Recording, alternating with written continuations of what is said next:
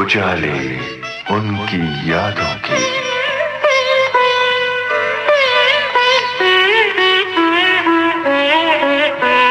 उजाले उनकी यादों की।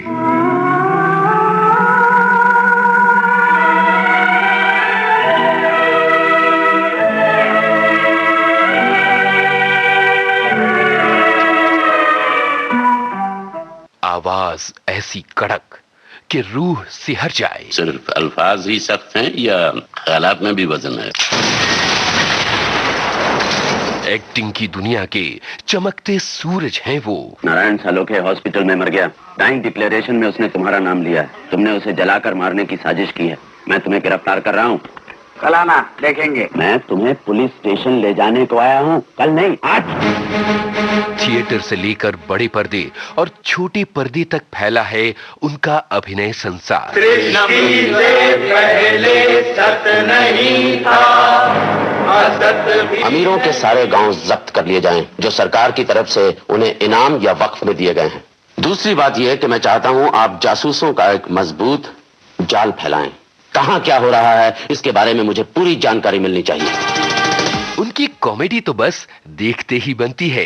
भाइयों, कान खोल के मेरी बात सुनो। कोई आवाज नहीं करेगा, जरा जिन्नी भी आवाज नहीं करेगा, नहीं तो आवाज सुन के वो फिर भाग जाएगा।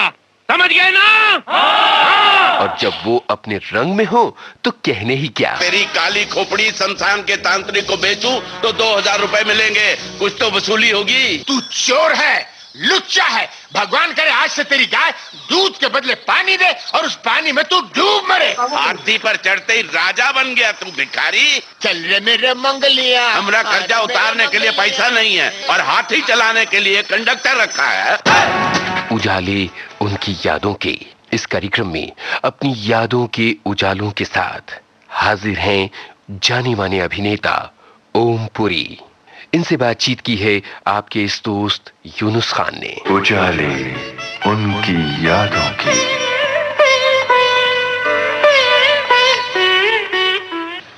दोस्तों, पिछले 2 हफ्तों से ओम पुरी से हम उनकी जिंदगी, उनके करियर और बाकी चीजों के बारे में बातें कर रहे हैं, लेकिन अभी मेरे कुछ और सवाल बाकी हैं। इसलिए इस बातचीत के तीसरे और आखिरी हिस्से में कुछ और सवाल लेकर मैं हाजिर हूं ओम पुरी के सामने। ओम जी, अपने साथी कलाकारों में कुछ अभिनेत्रियों को याद कीजिए, चाहे शबाना आजमी और स्मिता पाटिल। याद किया।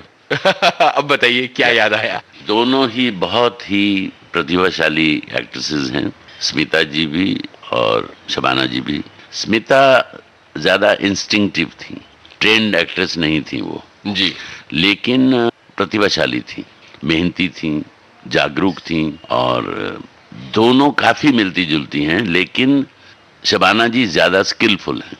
बहुत सही बात कही। हाँ, तो वो मुख्तलिफ किस्म के किरदार निभाने में ज्यादा सक्षम हैं शबाना।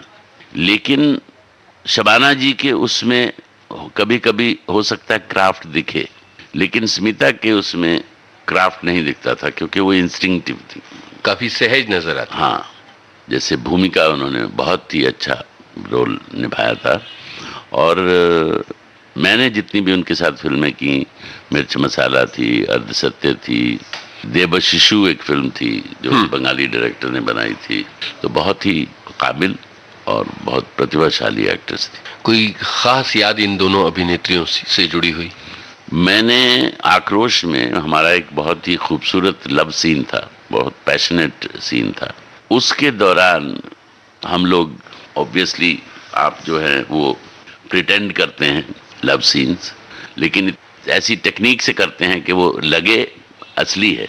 तो उस दौरान वो लंबा खिंच गया सीन और गोविंद का कैमरा चल रहा है, तो फिर वो चिल्लाई, अरे गोविंद बस कर।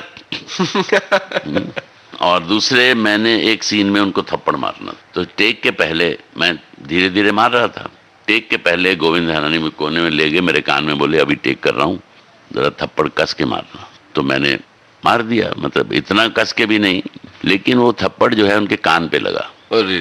तो कान पे नहीं लगना चाहिए क्योंकि कान का पर्दा फट सकता है। जी जी।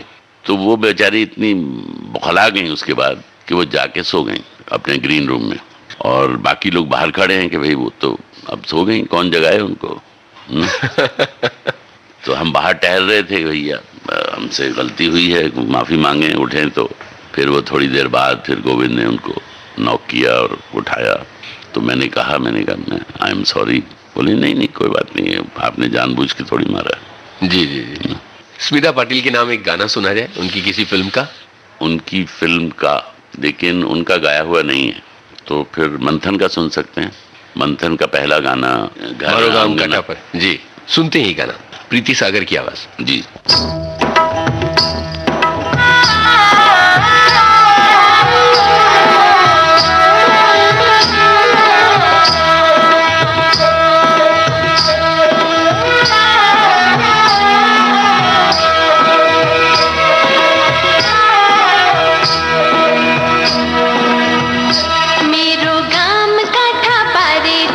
दूध की नदिया बाहे, जहाँ कोयल टहको गाए, मारे घर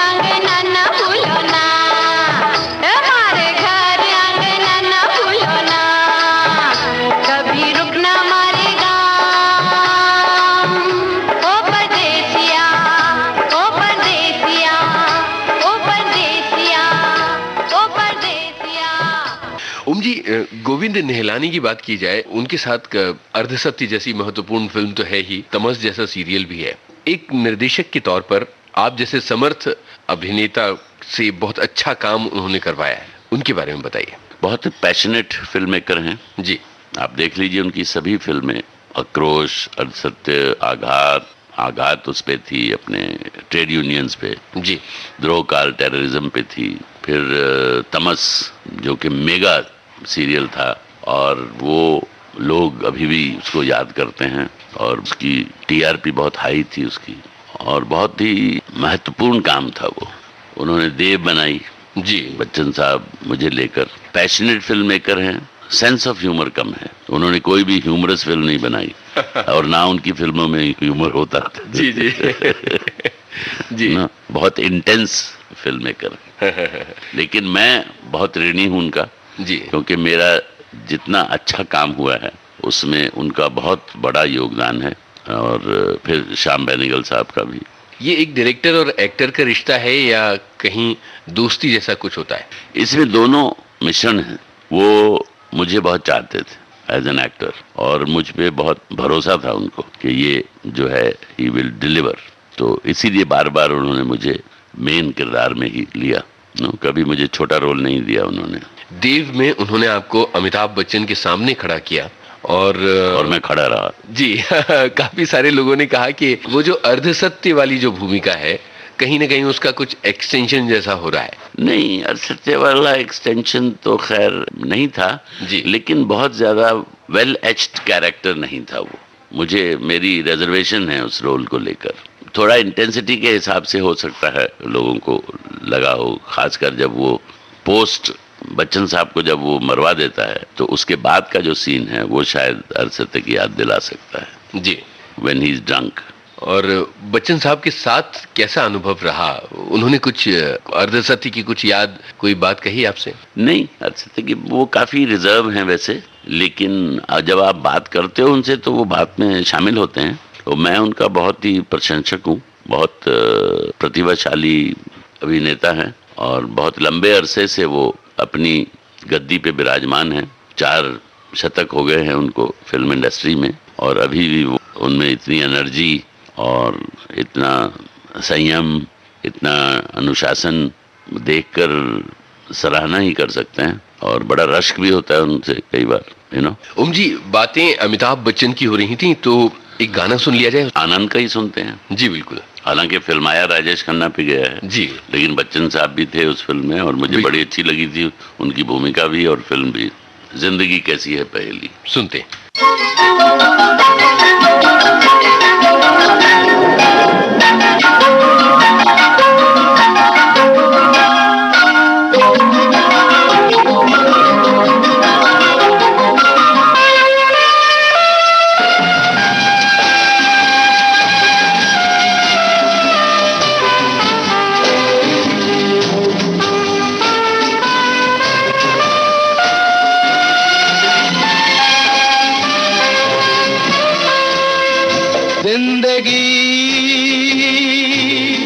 कैसी है पहेली हाय, कभी तो हंसाए कभी ये रुलाए। जिंदगी कैसी है पहेली हाय, कभी तो हंसाए कभी ये रुलाए।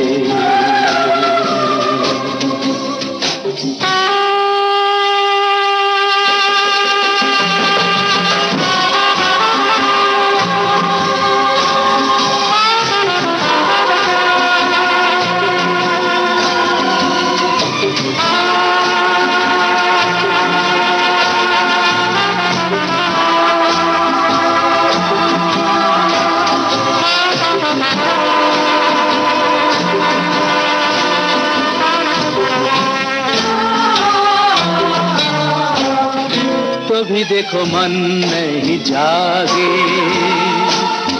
पीछे पीछे सपनों के भागे। तो भी देखो मन नहीं जागे,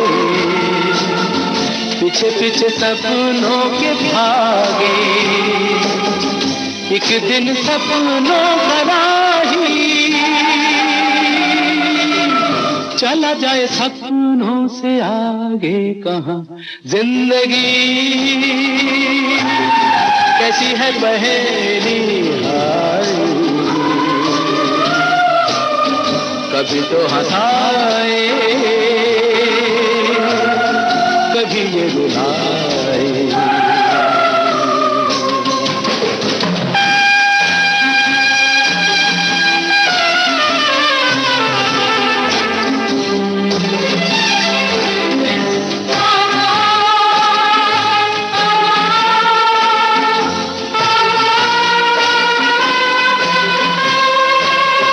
जिन्होंने सजाए यहाँ मेले, सुख दुख संग संग झेले, जिन्होंने सजाए यहाँ मेले, सुख दुख संग संग झेले, वही चुनकर खामोशी यूं चले जाए अकेले कहाँ। जिंदगी कैसी है पहेली हाय, कभी तो हंसाए कभी ये रुलाए। ओम जी, टेलीविजन के आपके कुछ काम की चर्चा हुई, उसमें एक बड़ा ही महत्वपूर्ण सीरियल आपने किया था और वो था कक्का जी का हिंद।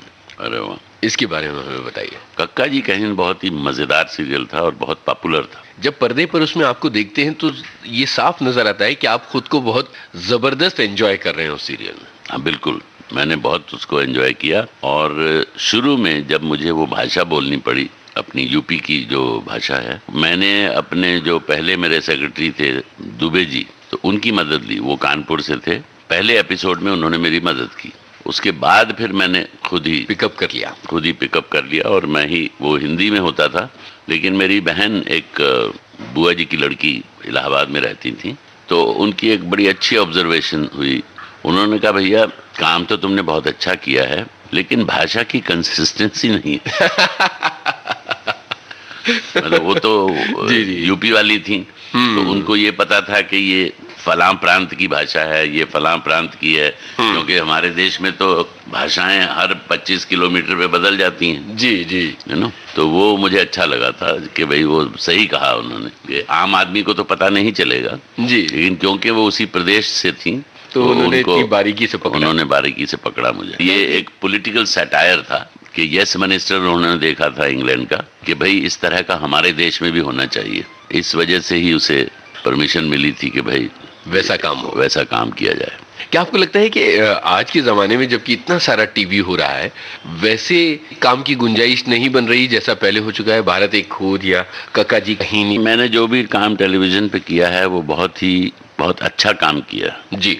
मिस्टर योगी केतन मेहता के साथ किया था, राग दरबारी किया था, यात्रा श्याम बेनेगल के साथ 50 दिन हम ट्रेन में थे जी, बहुत ही महत्वपूर्ण काम था वो। हाँ, फिर भारत एक खोज हो गया, तमस हो गया, कक्का जी कहीं हो गया, फिर किरदार नाम का एक सीरियल था जो गुलजार साहब ने डायरेक्ट किया था, जिसमें 13 कहानियां थी, वो 13 की 13 मैंने की थी।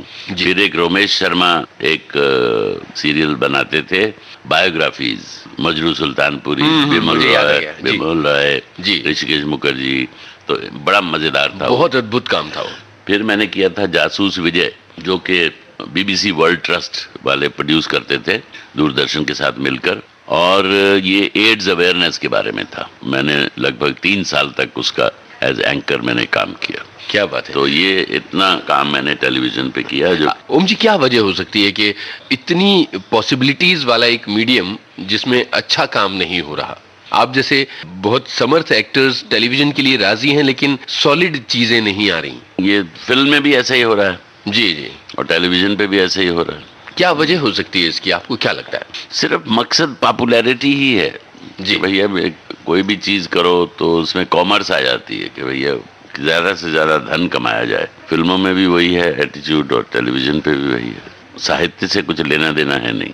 ओम जी, आपने वेस्ट में बहुत सारा काम किया है, तो आपकी ईस्ट इज ईस्ट, कब पहली अंग्रेजी फिल्म आपने की थी?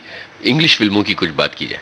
पहली अंग्रेजी फिल्म थी मेरी jewel in the crown, television serial था जो कि ग्रनाडा टेलीविजन ने प्रोड्यूस किया था। तो उसमें मैं 1 महीना उदयपुर में था।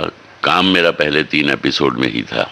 वो मेरा पहला एनकाउंटर था वेस्ट के साथ। खासतौर पर ये बात तब बहुत अहम हो जाती है जबकि इसी बातचीत में हमने अंग्रेजी से जुड़ी आपकी परेशानियों का जिक्र किया है कि चूंकि आप एक रूरल बैकग्राउंड से आते थे तो इंग्लिश से उतनी वाकफियत नहीं हुआ करती थी। तो वहां से लेके और वेस्ट की फिल्में करने तक कितनी मेहनत और साधना छिपी हुई है आप? देखिए, मेहनत तो करते ही रहे हैं शुरू से ही, जब से स्कूल, कॉलेज, फिर national school of drama, film institute, तो मेहनत तो बाकायदा चली रही थी और अंग्रेजी पे भी काम हो रहा था धीरे धीरे। पहली जो बड़ी फिल्म थी वो थी सिटी ऑफ जॉय जी। हालांकि उसके पहले दीपा मेहता की मैंने पहली फिल्म सैम एंड मी की थी। फिर एक और कैनेडियन फिल्म थी बर्निंग सीजन, वो की थी। फिर सिटी ऑफ जॉय में बड़ा रोल था पैट्रिक स्वेजी के साथ और वो फिल्म की काफ़ी, मेरे रोल की बहुत तारीफ हुई थी अमेरिकन प्रेस में। तो उससे फिर आगे का सिलसिला अपने आप शुरू हो गया, खासकर ब्रिटेन में। कितना चैलेंजिंग रहा था आपके लिए ये सारी फिल्में करना, खासतौर पर सिटी ऑफ जॉय जैसी बड़ी फिल्म करना? नहीं, चैलेंजिंग तो था। सिटी ऑफ जॉय के लिए मुझे रिक्शा सीखना था, रिक्शा पुलिंग, वजन कम करना था। तो उसके लिए मैं एक्सरसाइज करता था, स्विमिंग करता था और शराब छोड़ दी थी और डाइटिंग भी थी। तो वो लीन लुक लाने के लिए जी किया था, जो कि आ गई थी लीन लुक, बिल्कुल आई। हाँ, उसके बाद आसान हो गया था काम, अपने आप काम आता रहा। मैंने कोई स्पेशल एफर्ट नहीं की। मैं कभी भी फिल्म खत्म हुई, शूटिंग खत्म हुई, अगले दिन मैं वापस हिंदुस्तान आ जाता था जी। मुझे 15 दिन के बाद हिंदुस्तान याद आने लगता था हालांकि मैं 2-2 महीने रहता था जी फिल्म के सिलसिले में। देखिए क्या होता है, विदेश में अगर आपके दांत में दर्द हो जाए तो केमिस्ट आपको दवाई नहीं देगा जब तक प्रिस्क्रिप्शन नहीं होगी, और प्राइवेट डॉक्टर के पास जाएंगे तो वो छील डालेगा आपको गवर्नमेंट हॉस्पिटल में जाएंगे तो क्यू लगा हुआ है जी। हमारे यहाँ ये है कि अरे दांत में दर्द है, अरे केमिस्ट के पास गए जी। शुरू में बड़ी दिक्कत होती थी जब विदेश जाते थे। खाना हिंदुस्तानी बहुत याद आता था। हिंदुस्तान की अपनी खूबसूरती है, आप वहाँ पे बहुत अच्छा साफ सुथरा होता है, लेकिन बड़ा शाम के वक्त आपको कोई आवाज़ नहीं सुनाई देगी। ऐसे लगता है कि बिल्कुल मुर्दों का शहर हो गया है। सब अपने अपने घरों में बंद करके बैठे हैं, आसपास क्या हो रहा है कुछ पता नहीं है। ना बच्चों की आवाज़ें आती हैं, ना फेरी वालों की आवाज़ें आती है। अगर किसी को एड्रेस पूछना हो तो समझ में नहीं आता कि कहाँ किससे पूछें। एक गाना सुन लिया जाए, कुछ ना कहो, लव स्टोरी का गाना है जी, विदु विनोद चोपड़ा की फिल्म है, सुनते हैं।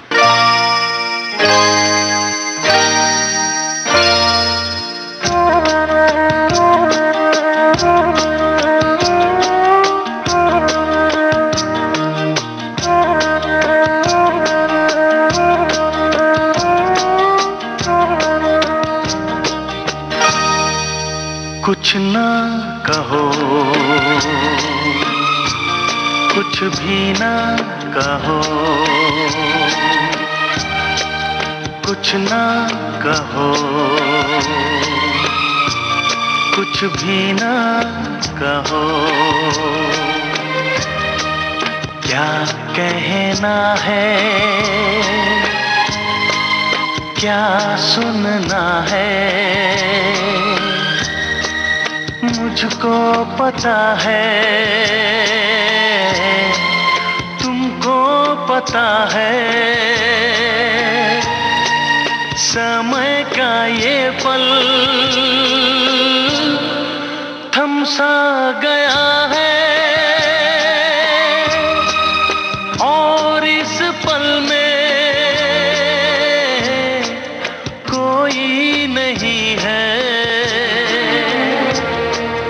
बस एक मैं हूँ, बस एक तुम हो। कुछ ना कहो, कुछ भी ना कहो,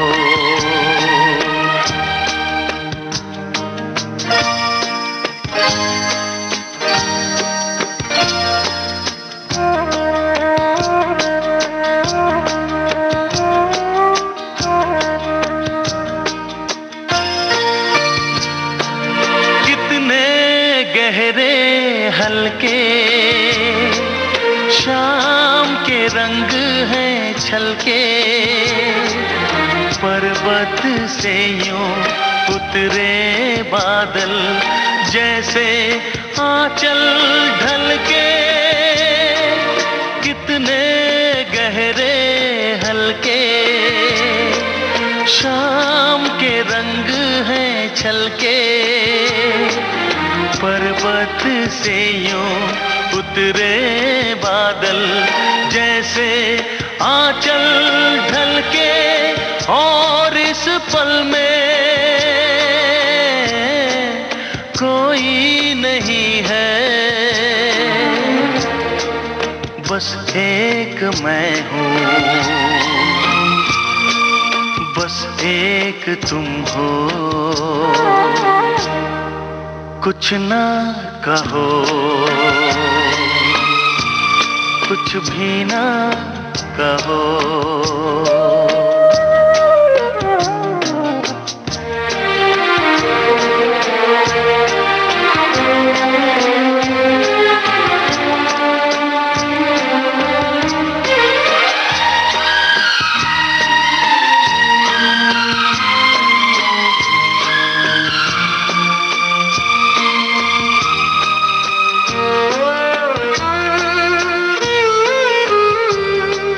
सुलगी सुलगी सांसें, बहकी बहकी धड़कन, महके महके शाम के साए, पिघले पिघले तन मन। सुलगी सुलगी सांसें, बहकी बहकी धड़कन, महके महके शाम के साए, पिघले पिघले तन मन। और इस पल में कोई नहीं है, बस एक मैं हूँ, बस एक तुम हो। कुछ ना कहो, कुछ भी ना कहो। क्या कहना है, क्या सुनना है, मुझको पता है, तुमको पता है। समय का ये पल थम सा गया है, और इस पल में कोई नहीं है, बस एक मैं हूँ, बस एक तुम हो। उजाले उनकी यादों के इस कार्यक्रम में अपनी यादों के उजालों के साथ जाने माने अभिनेता ओम पुरी, इनसे बातचीत की है आपके इस दोस्त यूनुस खान ने। उजाले उनकी यादों की।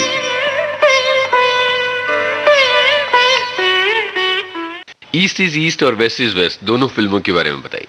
ईस्ट इज ईस्ट बहुत ही सक्सेसफुल फिल्म रही है और ब्रिटेन की one of the most popular film. आज भी जब देखें तो बड़ा, एक तो कुछ महत्वपूर्ण मुद्दों की बातें हैं, लेकिन जिस तरह से उसे प्रेजेंट किया गया है काफी मजा जैसा आता है। ह्यूमर है बहुत जी, ह्यूमर प्रधान फिल्म है। और वेस्ट इज वेस्ट भी ह्यूमर भी है और ड्रामा भी है। जी, एक ऐसा दौर आया जबकि पैरेलल सिनेमा एक तरह से दम तोड़ रहा था और जितने भी पैरेलल सिनेमा के बड़े कलाकार थे वो सब कमर्शियल सिनेमा की तरफ आ गए थे। आप खुद पैरेलल सिनेमा से कमर्शियल सिनेमा की तरफ आए और खासे सक्सेसफुल रहे। धन के अलावा इसकी और क्या वजह हो सकती थी? और कोई वजह नहीं, केवल धन। क्योंकि आर्ट सिनेमा के पास धन नहीं। अगर मैं आपको गिनाऊं कि क्या क्या मिलता था मुझे जी, तो आपको शायद थोड़ी हैरत होगी और सुनने वालों को भी होगी। आक्रोश में 9,000, जाने भी दीवारों में 5,000, स्पर्श में 500 500 बासु भट्टाचार्य जी ने दिए थे, और अड़सत्ते में 25,000। शोध एक फिल्म की थी, मेन रोल था मेरा, 25 दिन काम किया था उसमें भी 5,000। इस तरह का धन मिलता था। अपना तमस में 5 महीने मैंने काम किया था जी जी, 80,000 मिले थे उससे। ओहो। तो आप सोच सकते हैं कि क्यों कमर्शियल सिनेमा में हम आए। जी, जबकि आप कमर्शियल सिनेमा की कुछ बहुत ही इम्पोर्टेंट फिल्में कर चुके हैं, और खास तौर पर ऐसी फिल्में जो हास्य प्रधान हैं। कितना एंजॉय कर रहे हैं आप खुद को प्रियदर्शन की फिल्म? प्रियदर्शन की मुझे मालामाल वीकली बहुत अच्छी लगी और बहुत मजा आया मुझे उसमें जी, और हेरा फेरी में बहुत मजा आया। जी जी। बाकी ह्यूमर में मजा आता है, ह्यूमर फिल्में करने में। जाने भी दो यारों में मजा आया था, लेकिन मेरी फेवरेट हैं जाने भी दो यारों जैसी फिल्में। सैटायर बनने चाहिए, मतलब पॉलिटिकल सैटायर, सोशल सैटायर, लेकिन हसीफ और हंसी सेक जी, इतनी मुझे नहीं भाती है। या फिर चाची 420 भी, हालांकि उसमें कोई बहुत बड़ा संदेश नहीं था, लेकिन वो मजे मजे की फिल्म, लेकिन मजे मजे की हार्मलेस ह्यूमर था उसमें। कमल हसन के निर्देशन में चाची 420 और हे राम मुझे याद आती है। वो कैसा एक्सपीरियंस है? वो अपने आप में एक बड़े समर्थ अभिनेता हैं। चाची 420 तो उन्होंने, और दूसरे बहुत अलाउ किया उन्होंने इम्प्रोवाइजेशन।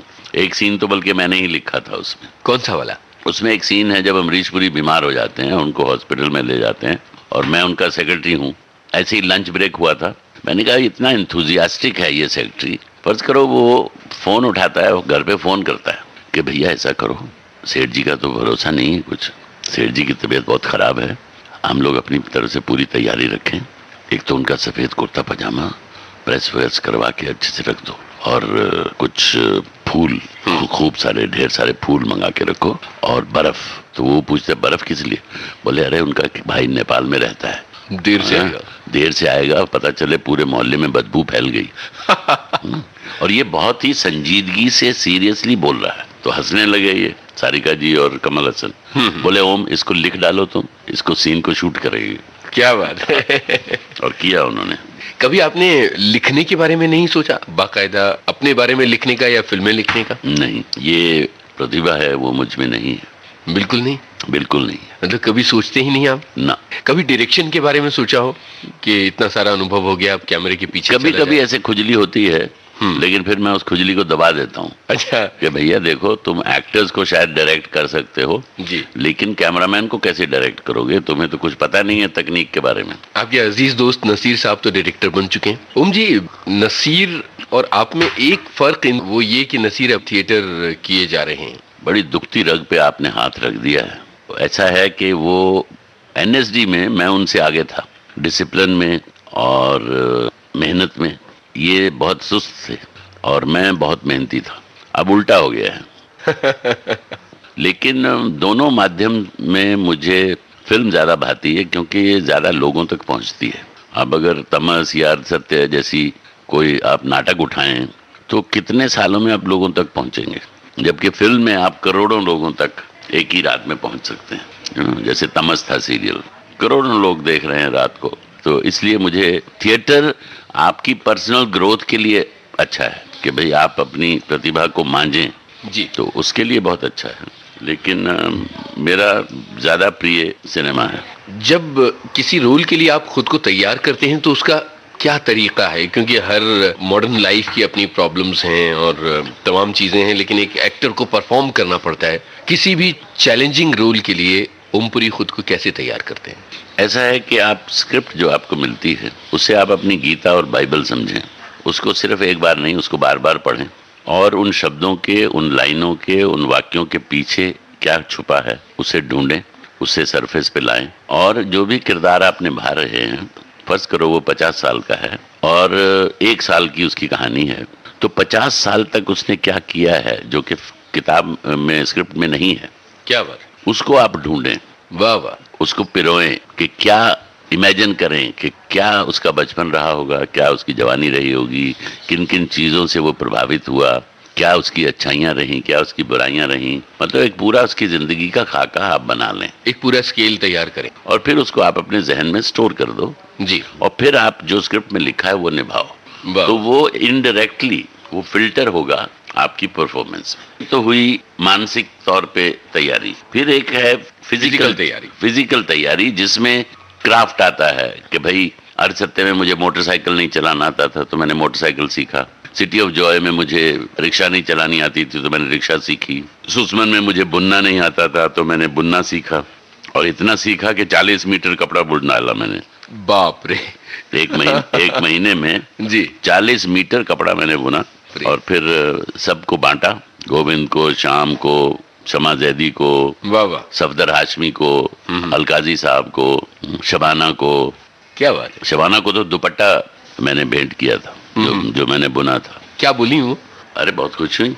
सांसों में दर्द, दर्द में सांसें बसी हुई, सांसों में दर्द, दर्द में सांसें बसी हुई, हम में कोई किसी में समाए हुए हम, होकर भी अपने आप को पाए हुए हैं हम में कोई किसी में समाए हुए हैं, सांसों में दर्द, दर्द में सांसें बसी हुई।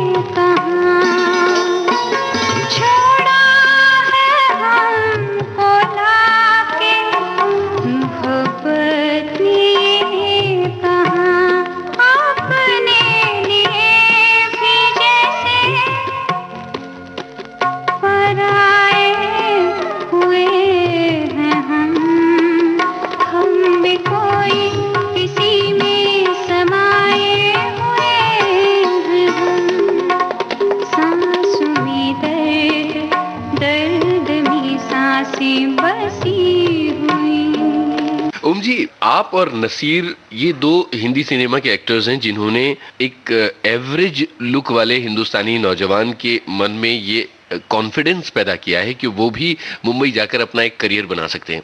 लेकिन इससे एक दिक्कत आ गई है कि एक BC ग्रेड के एक मामूली शहर का हर एक मुंबई का रास्ता पकड़ने लगता है। आप ऐसे नौजवानों से क्या कहना चाहेंगे जो मामूली चेहरे मोहरे वाले हैं और जिनके बड़े ऊंचे सपने हैं, और वो सपने आप ही की वजह से पैदा हुए? मैं उन्हें निराश नहीं करूंगा।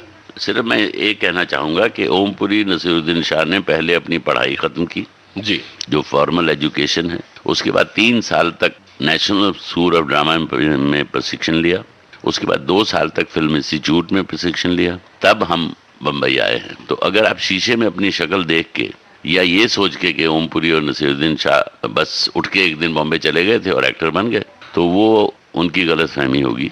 और दूसरे, एक्टिंग जो है ये बहुत, इसमें स्पेकुलेशन है। मतलब बन गए, चांस मिल गया तो मिल गया, नहीं मिला तो आप बैठे हो बरसों तक। फिल्म इंस्टीट्यूट से इतने लोग हैं जी, अब सबके सब तो एक्टर नहीं बन पाए। अपने दोनों अपने batches, national school of drama और फिल्म इंस्टीट्यूट के बैचेस के लोगों के नाम गिनाए जी, उसमें काफी सारे नाम ऐसे थे जो गुमनाम, पता ही नहीं है आपको कि कहाँ है। हाँ बिल्कुल। इसलिए मैं, अगर कोई यंग लड़का आके मुझसे बात करता है कि सर मुझे नसीहत चाहिए, तो मैं उससे पूछता हूँ कि बेटा तुम्हारे घर वाले क्या करते हैं। मिसाल के तौर पे एक ने कहा कि मेरे पिताजी का कारोबार है अपना।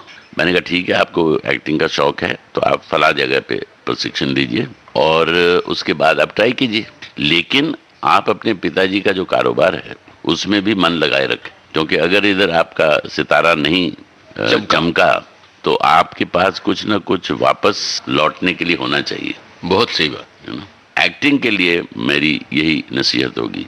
और बाकी एक्टर के लिए प्रशिक्षण इसलिए ज़रूरी है कि वो अपनी जो भी बेसिक प्रतिभा होती है उसको और निखार सकता है, बहुत इंडिपेंडेंट हो सकता है, डायरेक्टर पे निर्भर नहीं रहेगा वो जी, स्पून फीडिंग नहीं करनी पड़ेगी और अपने रोल्स में ज़्यादा गहराई तक जा सकेगा।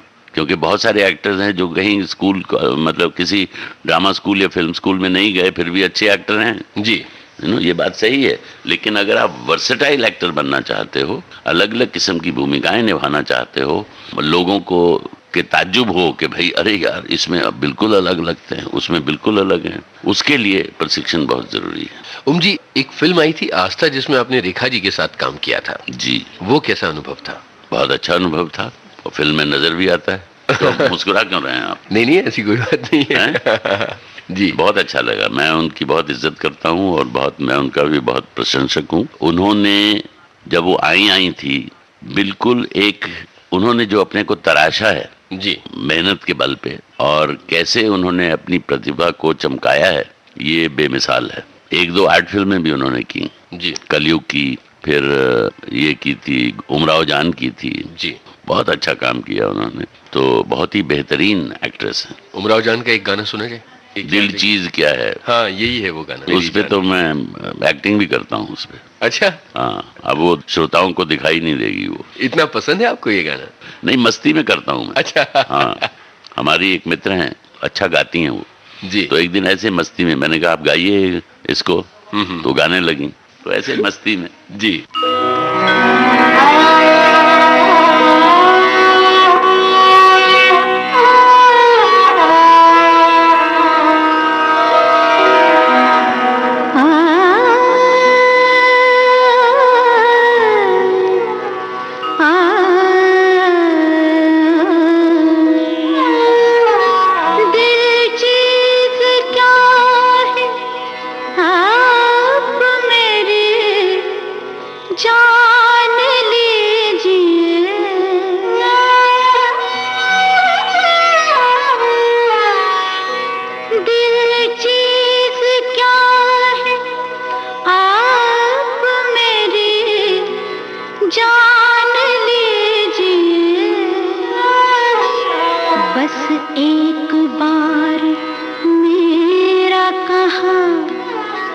बस एक बार मेरा कहा मान लीजिए, बस एक बार मेरा कहा मान लीजिए, दिल चीज क्या है आप मेरी जान लीजिए।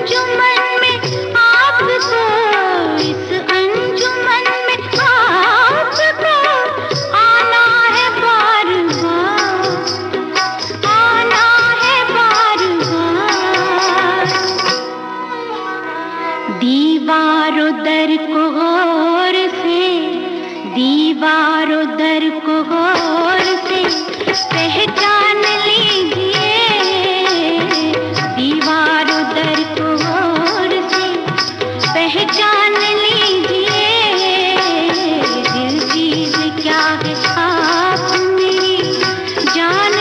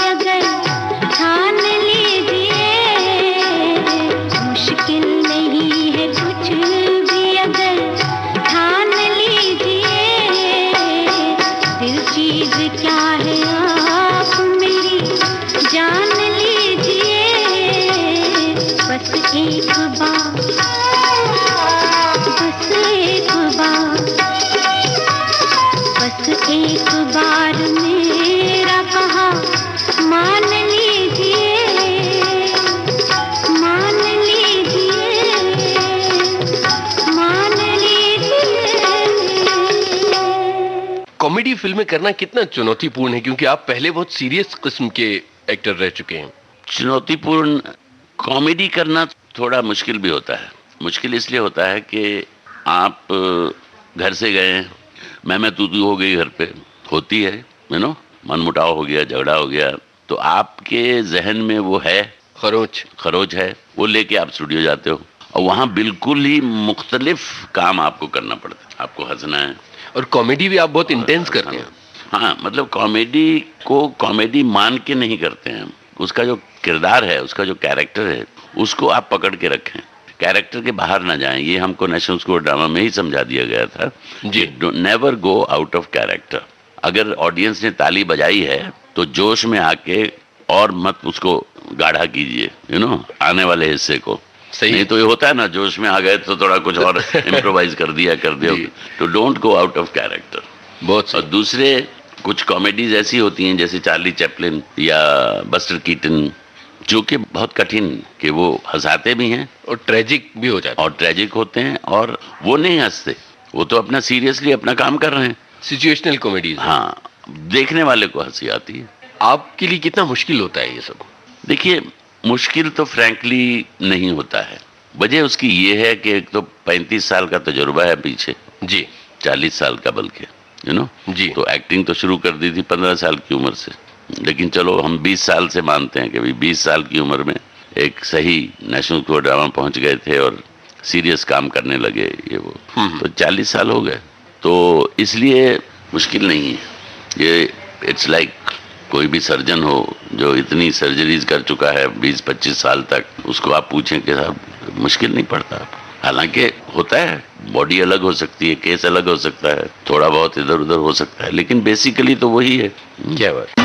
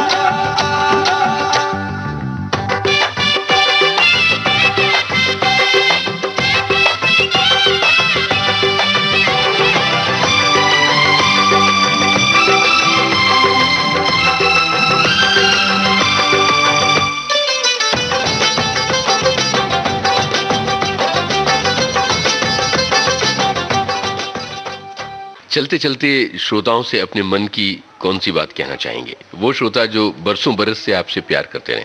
श्रोताओं से मैं एक तो उनको धन्यवाद दूंगा कि उनसे बहुत प्यार मिला है मुझे, बहुत इज्जत मिलती है, तो बहुत ही प्यार से, बहुत ही मोहब्बत से, बहुत इज्जत से मिलते हैं, जिसके लिए मैं उनका आभारी हूँ। दूसरे, मैं नसीहत तो नहीं दे रहा हूँ, लेकिन मैं चाहता हूँ कि हम सब एक अच्छे नागरिक बने और जागरूक नागरिक बने। जागरूक होना बहुत ज़रूरी है, अपनी जिम्मेदारियां और अपने हक दोनों का वो ख्याल रखें। बहुत से अच्छा काम कर रहे हैं, उनकी मदद करें, उनके साथ कंधे से कंधा मिला के खड़े रहें। ये सब बातें मैं शेयर करना चाहता था उनसे। ओमपुरी जी, बहुत बहुत शुक्रिया, आपने विविध भारती के लिए वक्त दिया और इतनी सारी मजेदार बातें हमारे साथ बांटी। हम बहुत बहुत शुक्रगुजार हैं। धन्यवाद, बहुत बहुत धन्यवाद। उजाले उनकी यादों के, इस कार्यक्रम में अपनी यादों के उजाले बांट रहे थे जाने माने अभिनेता ओम पुरी। इनसे बातचीत की है आपके इस दोस्त यूनुस खान ने।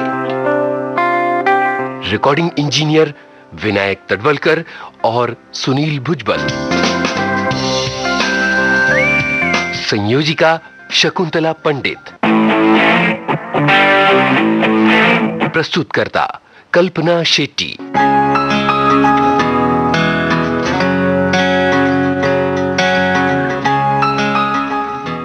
उजाले उनकी यादों के।